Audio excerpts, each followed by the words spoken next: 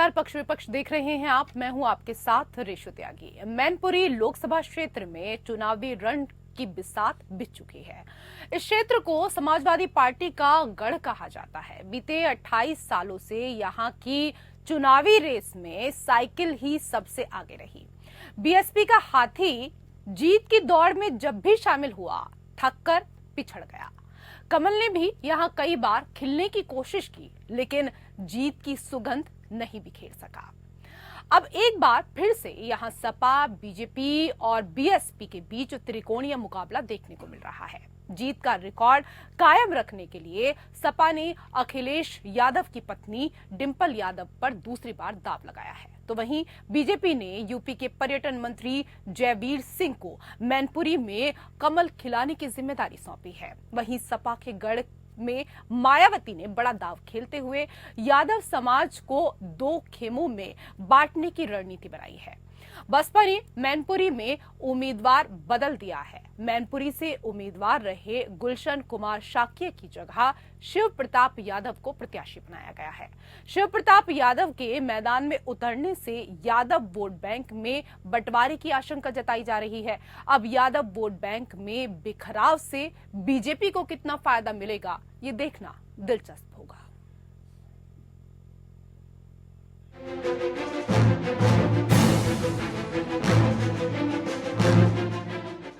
मंगलवार को समाजवादी पार्टी के गढ़ मैनपुरी का चुनावी महाभारत चरम पर पहुंच गया।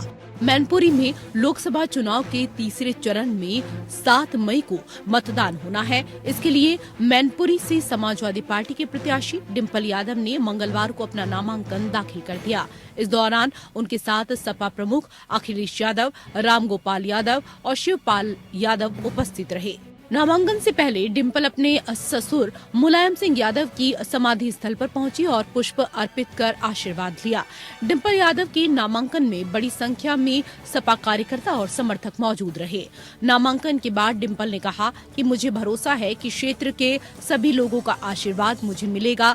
मैनपुरी के लोगों ने हमेशा हमारे परिवार की मदद की है। मैं समझती हूँ इस बार पूरे देश के लोग तैयार हैं भाजपा को हराने के लिए, क्योंकि जिस तरह के उन्होंने वादे करे और जिस तरह की व्यवस्थाएं कहा कि लोगों तक पहुंचेंगी, वो आज नहीं है। आज देश 1.5 लाख करोड़ के कर्ज में डूबा हुआ है। सरकार के पास राजस्व नहीं है, रेवेन्यू नहीं है, वो युवाओं को नौकरी नहीं दे पा रहे हैं, रोजगार नहीं दे पा रहे हैं। कहीं ना कहीं किसान भी हताश है। तो मैं समझती हूँ बहुत मुद्दे रहेंगे। वहीं अखिलेश यादव ने कहा कि मैनपुरी नेताजी का क्षेत्र रहा है और यहाँ के लोग हमारे परिवार से सीधे जुड़े हैं। उन्होंने दावा किया कि मैनपुरी सीट से सपा प्रत्याशी की ऐतिहासिक जीत होगी। ये एक लंबी लड़ाई है। पीडीए ही जीतेगा, पीडीए ही एनडीए को हराएगा। नेताजी को याद कर करके समाजवादी पार्टी के पक्ष में डाला और उसका परिणाम हुआ कि मैनपुरी की बहुत बड़ी जीत हुई है। इस बार भी जनता रिकॉर्ड मतों से समाजवादी पार्टी को जिताने जा रही है। किसान ये बात भी नहीं भूला है कि उसकी आय दोगुनी का वादा किया था। आज किसान की किसी फसल की आय दोगुनी नहीं है। फसल तैयार है, सरकार क्या रेट दिलवा पा रही है? मैनपुरी लोकसभा सीट समाजवादी पार्टी का गढ़ रही है। पिछले 28 वर्षों से यहां पर मुलायम सिंह यादव परिवार का कोई न कोई सदस्य जीतता आ रहा है। इस सीट से 3 बार मुलायम सिंह यादव ने चुनाव जीता और 2 बार उनके सीट छोड़ने पर हुए उपचुनाव में एक बार उनके भतीजे धर्मेंद्र यादव और फिर उनके पुत्र तेज प्रताप यादव ने चुनाव जीता। साल 2019 में हुए लोकसभा चुनाव में मुलायम सिंह यादव फिर से मैनपुरी से सांसद चुने गए थे। मुलायम सिंह यादव के निधन के बाद हुए उपचुनाव में उनके बेटे की पत्नी डिंपल यादव यहां से सांसद चुनी गई। वर्तमान में यहां से अखिलेश यादव की पत्नी डिंपल यादव सांसद हैं। खुद अखिलेश यादव और उनके चाचा शिवपाल सिंह यादव यहां से विधायक हैं। आज तक बीजेपी यहां से खाता नहीं खोल पाई है। मोदी लहर में भी मैनपुरी का नतीजा नहीं बदला, लेकिन इस बार डिंपल यादव के सामने बीजेपी ने बड़ी चुनौती खड़ी कर दी है। बीजेपी ने यहां से विधायक और प्रदेश सरकार में मंत्री जयवीर सिंह को मैदान में उतारा है। सोमवार को नामांकन के बाद बीजेपी प्रत्याशी जयवीर सिंह ने अभी नहीं तो कभी नहीं का नारा दिया।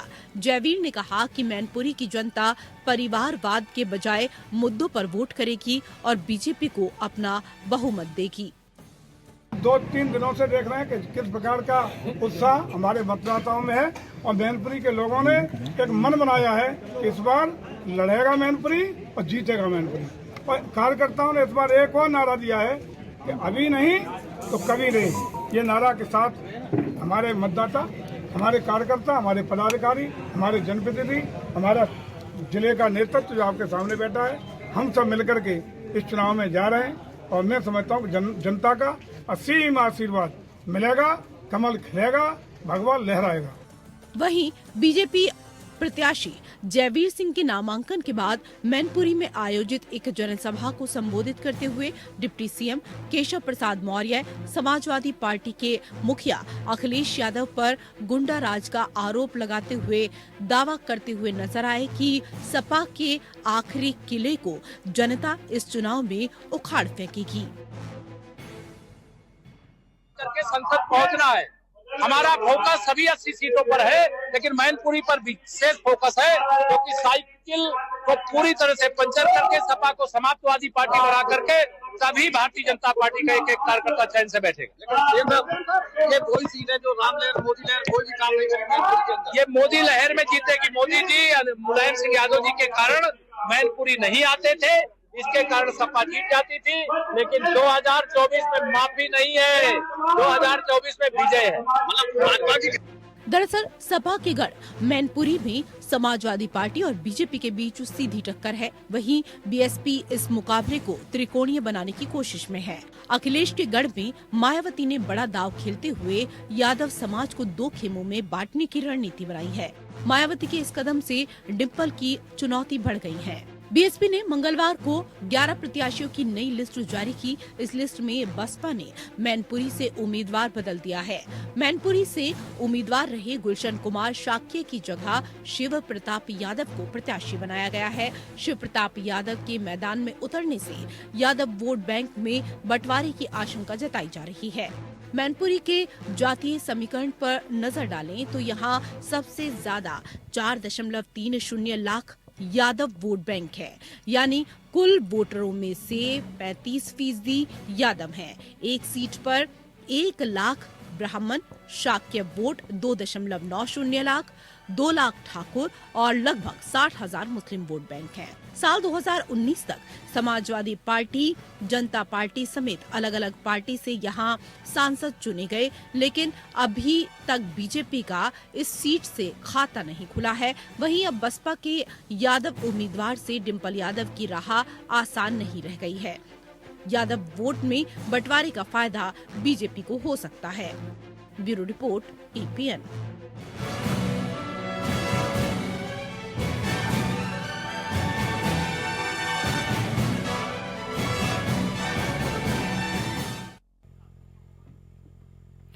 तो उत्तर प्रदेश में मौसम के पारे के साथ सियासत का पारा भी चढ़ गया है। 19 अप्रैल को पहले चरण के लिए होने वाले मतदान के लिए तमाम प्रत्याशियों सहित पार्टियों ने, स्टार प्रचारकों ने वोटरों को लुभाने के लिए कोई कोर कसर नहीं छोड़ी है।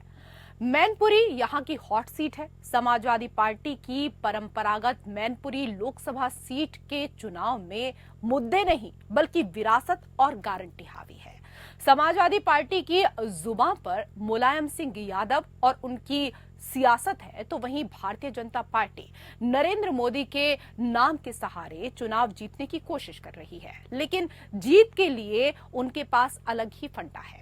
सपा प्रत्याशी डिंपल यादव मुलायम सिंह यादव की याद दिलाकर लोगों से वोट मांगती हैं, तो बीजेपी प्रत्याशी जयवीर सिंह मोदी की गारंटी लेकर जनता के बीच पहुंच रहे हैं। वो दावा कर रहे हैं कि मोदी की गारंटी पर इस बार लोग मैनपुरी में भी भरोसा करेंगे। मैनपुरी में तीसरे चरण में 7 मई को वोट डाले जाएंगे।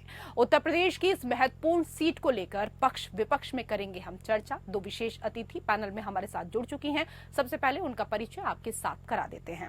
हमारे साथ बीजेपी के नेता नेहा शालिनी दुआ जुड़ चुकी हैं। स्वागत है नेहा जी आपका। और हमारे साथ सपा की प्रवक्ता पूजा मिश्रा भी इस डिबेट में शामिल हो चुकी हैं। आपका भी बहुत बहुत स्वागत है। नेहा जी, बीते 28 साल से यहाँ की चुनावी रेस में साइकिल ही सबसे आगे रही। बीएसपी का हाथी जीत की दौड़ में जब भी शामिल हुआ थककर पिछड़ गया। कमल ने भी यहाँ कई बार खिलने की कोशिश तो की लेकिन खिल नहीं पाया। पर इस बार आप लोग बड़े आश्वस्त हैं कि मैनपुरी में नतीजे बदलेंगे और आपके फेवर में होंगे। बिल्कुल, क्योंकि आप देखिए कि इस वक्त पूरा उत्तर प्रदेश जो है वो डबल इंजन की सरकार की सराहना कर रहा है। अभी पीछे विधानसभा के जब चुनाव हुए और उसमें समाजवादी पार्टी हो गई, कांग्रेस पार्टी, जितने भी विपक्ष पार्टियां हैं, बसपा हो गई, इन सब ने एक ही बात कही थी कि ना किसान हम भाजपा के साथ हैं, ना आम जनता किसान भाजपा के साथ है। तो जनता इनसे खुश ही नहीं है, इसलिए इस बार ये नहीं जीतेंगे। और जनता ने भारी बहुमत से जब जिताया तब इनकी भी आंखें खुली कि किसान भी हमारे साथ है, जनता भी हमारे साथ है। और क्यों है वो हमारे कामों की वजह से, डबल इंजन की सरकार की वजह से कि केंद्र में भी प्रधानमंत्री नरेंद्र मोदी जी हैं और उत्तर प्रदेश में योगी जी हैं। तो ये जो कॉम्बिनेशन है ये जनता की सेवा ऐसे ऐसे कामों में कर रहे हैं जो कि असंभव था यूपी। ठीक है, लेकिन इस सीट पर जनता आपको कार्य करने का मौका नहीं दे रही है। इस सीट को लेकर जनता का भरोसा आपके प्रति इतना दृढ़ नहीं है। इसका क्या कारण आपको लगता है? देखिए, मुझे लगता है कि इस बार जनता का जो सिनेरियो वो चेंज हो गया, क्योंकि ये उनका गढ़ रहा है समाजवादियों का। तो कहीं ना कहीं अब जो है वो गढ़ जो है वो किला उसका ढह रहा है। क्यों? क्योंकि वहां के लोग भी समझ रहे हैं कि अगर विकास हम चाहते हैं, हमें अपना विकास करना है तो हमें कमल खिलाना ही होगा। और यही रीजन है कि मैनपुरी में आप खुद देखिए कितना कुछ विकास हुआ है। ये लोग तो आज से नहीं, मेरे ख्याल से बरसों से यहाँ पर है। ये सीट इन्हीं की अपनी पारंपरिक सीट गिनी जाती है समाजवादियों की। तो आप बताइए मैनपुरी का क्या अच्छा मतलब विकास हो गया? कहाँ किसी चीज में वो नंबर 1 आ गए, या बहुत अच्छी वहाँ सड़कें बन गई, या बहुत अच्छा इंफ्रास्ट्रक्चर हो गया? चलिए, ये तो वही की जनता बताएगी ना कि उनके लिए वहाँ पर क्या विकास हुआ है और क्या विकास नहीं हुआ है। विकास वही, ठीक है, मैं आऊंगी, वापस से आऊंगी वापस आपके पास आऊंगी। लेकिन पूजा मिश्रा जी, केशव प्रसाद मौर्य जनता से सपा की साइकिल पंचर करने और कमल खिलाने की अपील कर रहे हैं। कह रहे हैं कि मैनपुरी सपा का आखिरी किला है, इसे उखाड़ फेंको और कमल खिलाओ। आपको नमस्कार ईश्वर जी, साथी श्रोता को भी नमस्कार। जो है बार बार जो डिप्टी सीएम माननीय केशव प्रसाद मौर्य जी कहते हैं कि गुंडा राज, तो उनके ऊपर एक जो है कहावत बहुत फिट बैठती है। 2 कहावतें एक्चुअली फिट बैठती हैं। पहला तो एक ये कि 900 चूहे खाकर बिल्ली चली हज को। अगर ये जो है डिप्टी सीएम के परिपेक्ष में कहा जाएगा तो ये ऐसा होगा 1001 चूहे खा के बिल्ली चली हज को। जिनके ऊपर खुद गुंडा एक्ट लगा हो, मर्डर के चार्जेस रहे हो, वो जो है बात कर रहा है संविधान की, वो गुंडाराज की बात कर रहा है जिसको जनता ने नकार दिया। आप जनता के डिसीजन को नहीं माने, आप अपना पूरा जिला हार गए, कौशाम्बी से एक विधायक नहीं जिता पाए, आप खुद नहीं जीत पाए और आप डिप्टी सीएम बने हुए हैं। आपको शर्म नहीं आती है और आप कह रहे हैं गुंडेराज की। और एक दूसरा कहावत पिछले फिट बैठता है क्योंकि खुद हारे हुए हैं। एक तो होता है ना कि सूप तो सूप चलनी भी बोले जिसमें 1000 छेद। भाई जिसके ऊपर कोई केस ना हो, एक बार नरेंद्र मोदी भाई उनके ऊपर जो भी केसेस इस तरीके के नहीं है, गुंडा एक्ट नहीं रहा है कभी उनके ऊपर में कि मर्डर के चार्जेस रहे हो, वो बोले चलो कुछ समझ में भी आता है। पर आप किस मुंह से बोलते हो? आपको तो पूरा कौशाम्बी, पूरा प्रयागराज जानता है कि आप कहाँ से निकल के आए और आपने क्या क्या किया और आपने कैसे अपने केसेस दबाए हुए हैं। तो इन पे चर्चा करा तो सबसे बड़े गुंडे तो यही है। अगर इनका इतिहास उठा के देख लिया जाए, आप गुंडे ऐसे समझ लीजिए कि जनता ने नकार दिया, फिर भी डिप्टी सीएम बन के बैठे हुए हैं। दूसरी बात, मैनपुरी की अगर बात कर रहे हैं तो मैनपुरी इमोशन तो जुड़े हुए हैं, पर स्वर्गीय श्रद्धेय नेताजी ने हमें लगातार कार्य किया। इसके बाद में माननीय डिम्पल जी ने कार्य किया। सब लोग बहुत बोलते हैं कि सैफई जो है बना दिया। आप सोचिए कि श्रद्धेय नेताजी कैसे थे कि छोटे से गांव से निकल के आया, उस गांव को अंतरराष्ट्रीय लेवल पे रख दिया। आप उनसे सीख लीजिए, आप जहां से निकल के आ रहे हैं, हर नेता जहां से निकल के आ रहा है उसी को अंतरराष्ट्रीय लेवल तक बना के लेके चला जाए ना, तो पूरे देश की तरक्की हो जाए। हर गांव से कम एक नेता तो निकल के आता ही होगा, एक विधायक निकल के आता है। तो इन्होंने बोला था ना आदर्श ग्राम लेंगे, लेकिन नहीं कर पाए। आप जो है आदर्श ग्राम की बात करते हो, कर लिए होते। और जहां तक बात रही समाजवादी पार्टी और इंडिया अलायंस की, हम मुद्दों पे चुनाव लड़ रहे हैं और जनता भी चुनाव लड़ रही है। ठीक है, ओके। डिंपल यादव इस सीट से दूसरी बार चुनावी मैदान में हैं। बीजेपी ने यूपी के पर्यटन मंत्री जयवीर सिंह को कमल खिलाने की जिम्मेदारी सौंपी है। आपके गढ़ में बुआजी ने बड़ा दांव खेला है। मायावती ने शिव प्रताप यादव को प्रत्याशी बनाया है। शिव प्रताप यादव के मैदान में उतरने से तो जो यादव वोट हैं वो बढ़ जाएंगे।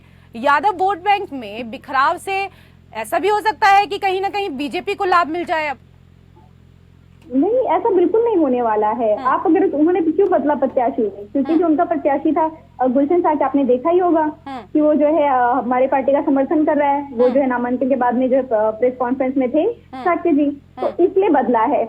वहां से कोई भी लड़ जाए, कोई भी लड़ जाए, किसी को बसपा लड़ा दे, कोई भी लड़ जाए, वहां इतना कार्य किया हुआ है। आप माननीय डिंपल यादव जी जब से वहां पे सांसद चुनी गई हुई है, श्रद्धेय नेताजी हमेशा श्रद्धेय नेताजी की बात ही क्या करनी, वो तो हर एक इंसान को जानते थे और हर इंसान की पीड़ा वो मैं जवाब ले लेती हूँ। नेहा तो शालिनी जी, अभी आपने सुना पूजा मिश्रा जी को, वो कह रही हैं कि वहां से चुनावी मैदान में किसी भी पार्टी का कोई भी प्रत्याशी खड़ा हो जाए, लेकिन जीतेंगी तो डिंपल भाभी ही।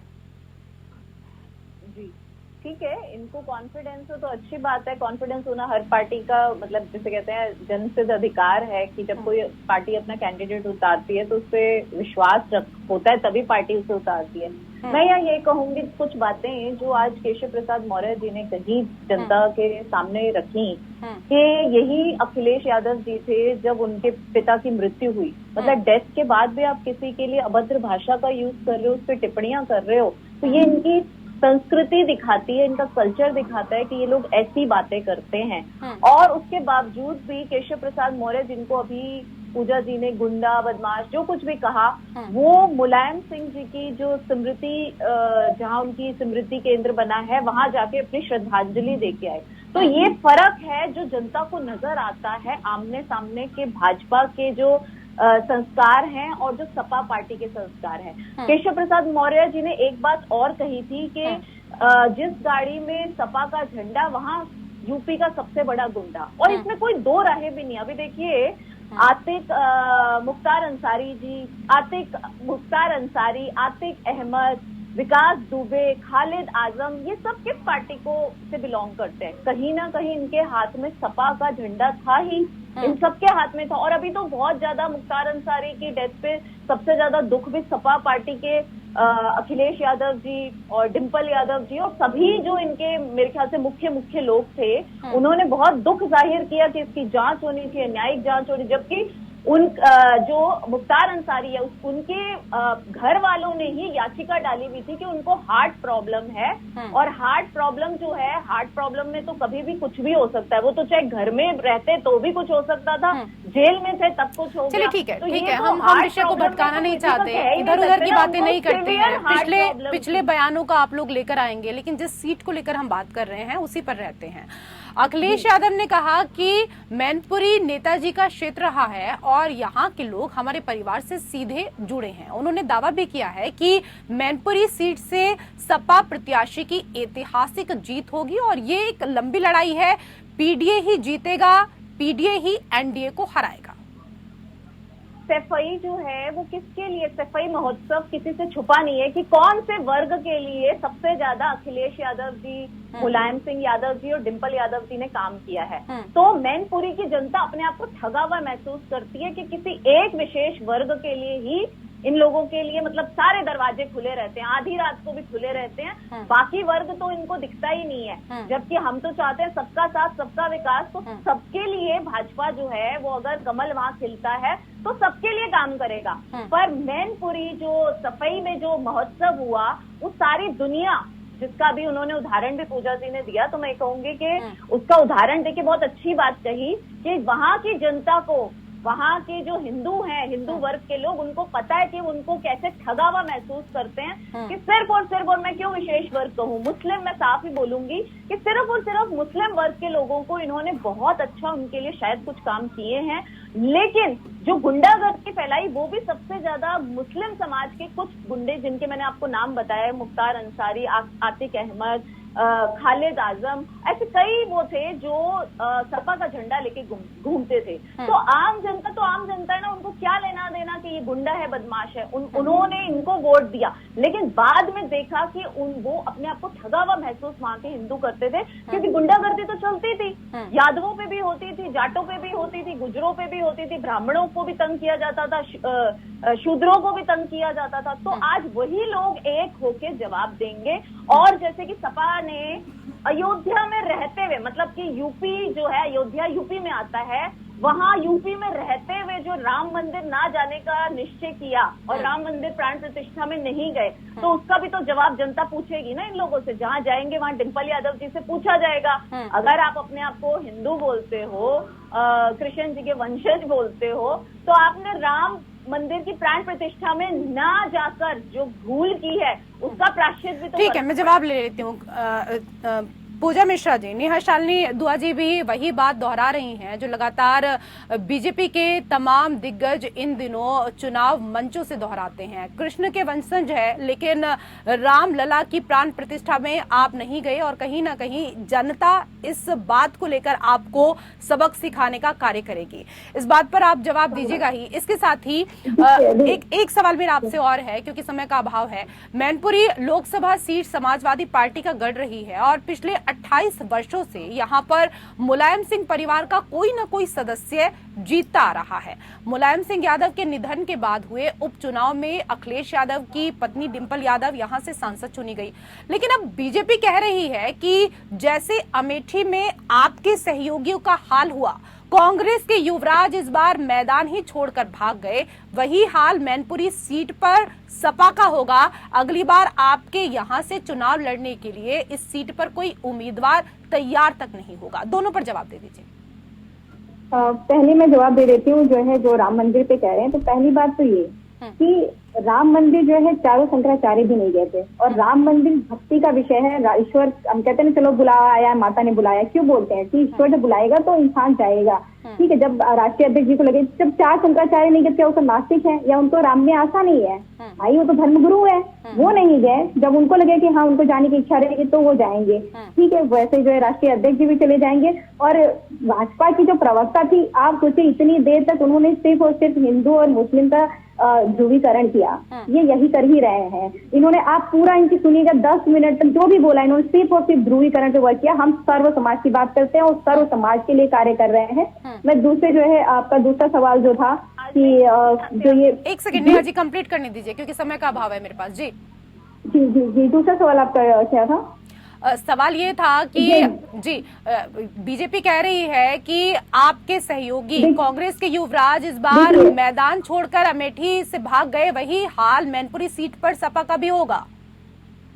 अच्छा देखिए, जो है पहली बात तो ये कि कांग्रेस जो है अमेठी से चुनाव लड़ रही है, और वो कौन लड़ेगा, क्या युवराज लड़ेंगे कि माननीय राहुल गांधी जी लड़ेंगे, ये कांग्रेस तय करेगी। समाजवादी पार्टी उनके साथ में है और इनका गुरूर बोल रहा है। स्मृति ईरानी जी वहां पे गई थी, उनका कैसा विरोध हो रहा था, किस तरीके से, उस वीडियो सबने देखा हुआ है। जहां तक बात रही मैनपुरी की, तो वहां पे ये इनका ख्याल है, अच्छा है, रखे रहे, ऐसे ही घमंड में रहे, जनता इनका घमंड चूर करेगी। मैं बहुत बोलना नहीं चाहूंगी, जनता किसका घमंड दूर करेगी ये तो जो चुनाव के नतीजे हैं वो ही तय कर पाएंगे। लेकिन नेहा शालिनी जी ये बताइए कि बीजेपी का मैनपुरी से कभी खाता नहीं खुला है, मोदी लहर में भी मैनपुरी के जो नतीजे हैं वो नहीं बदले, लेकिन इस बार डिंपल यादव के सामने प्रदेश सरकार में मंत्री जयवीर सिंह को आपने मैदान में उतारा है। आपको लगता है कि इस सीट पर अब आपके अच्छे दिन आएंगे? जनता, मैंने अभी आपको बताया ना, बिल्कुल राम सबके हैं, लेकिन यूपी में रहते हुए जिसको ये सौभाग्य मिला हो, राम मंदिर की तरफ से निमंत्रण मिला हो, सवाल आपसे क्या पूछा और आप विषय को कहाँ के कहाँ ले जाते हैं? वो तो रावण के रावण के ठीक है ना, ठीक है, हर मंच से सिर्फ राम को लेकर आप बात करें, ठीक है, राम भरोसे आप चुनाव लड़ रहे हैं, गंदी राजनीति है। लेकिन जो सवाल आपसे किया जा रहा है उसका जवाब दीजिए ना सीधा सीधा। ये लोग तो सामने कुछ जैसे कुछ FIR आपको क्या कहने का है? जो चारों शंकराचार्य थे वो सारे नास्तिक हैं। राम में सबकी आस्था है और राम आस्था का विषय हर सनातनी के, हर हिंदू का, लेकिन आप उनको राजनीति के मैदान पर, राजनीति के पड़ाव पर ले आते हैं, ये अच्छी बात नहीं है। नेहा शालिनी उसकी बात कर रही है, आप मत करिए ध्रुवीकरण, आप देश को डिवाइड करने की बात कर रही है। जो तेज बोल रही है, मुझे तो तेज बोलने की जरूरत नहीं, जनता इनको जवाब देगी इनकी इस हरकत पे जो इन्होंने। जनता आपको जवाब देगी, बिल्कुल जनता आपको जवाब देगी। जैसे चारों शंकराचार्य चलिए, समय का अभाव है, बहुत बहुत धन्यवाद आप दोनों मेहमानों का हमारे साथ इस चर्चा में जुड़ने के लिए। पक्ष विपक्ष में मेरे साथ फिलहाल इतना ही। नमस्कार।